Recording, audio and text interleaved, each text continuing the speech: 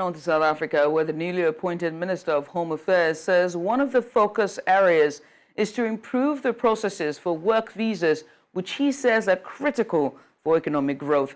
In the past, business has reportedly, or repeatedly, I beg your pardon, complained about the long delays companies experience in obtaining work visas for senior personnel, an act that has been constrained on economic growth, according to the minister. Now, the minister also said visa backlog would also be high on his agenda. Now, speaking on corruption at the Home Affairs, the minister said a long, sustained process will be required to deal with it. So joining us now to discuss this is Vusumuzi Sibanda. He's the chairperson, Africa Diaspora Forum. Well, thank you so much for coming on. Let's just get started very quickly, right? What are your thoughts about, key priorities that the Home Affairs Minister should be focusing on right now? Do you think visas are the way to go or otherwise?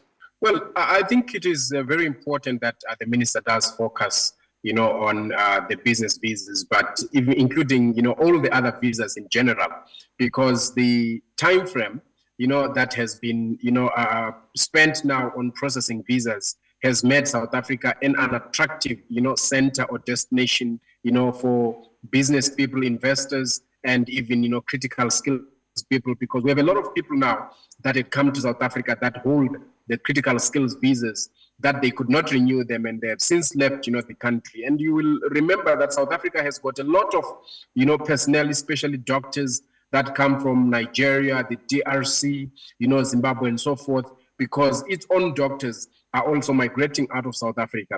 But this has, the failure of the Department of Home Affairs to process visas on time has caused these people, to leave the country, and the ordinary, talk, about how, migrants have been taking jobs in South Africa and how they are not protected. So the minister needs to win that public confidence, especially in the migrant community, that South Africa is going to protect the rights of migrant workers and ensure that their interests and rights are protected in ensuring that visas are acquired on time. Right. And this begs to ask my next question about, specifics. What specific initiatives or reform do you think that the new minister will improve or implement, right, to improve the business visa processes? And how would these, changes benefit? I mean, you've talked about it, right? But more on the strategy in specifics in terms of initiatives and reforms. Well, look, I mean, the first point obviously will be to ensure that, one, the turnaround period, for people that are applying for short-term visas, which is supposed to be, not more than 8 to 12 weeks according to the standard operating procedures, that obviously that is done.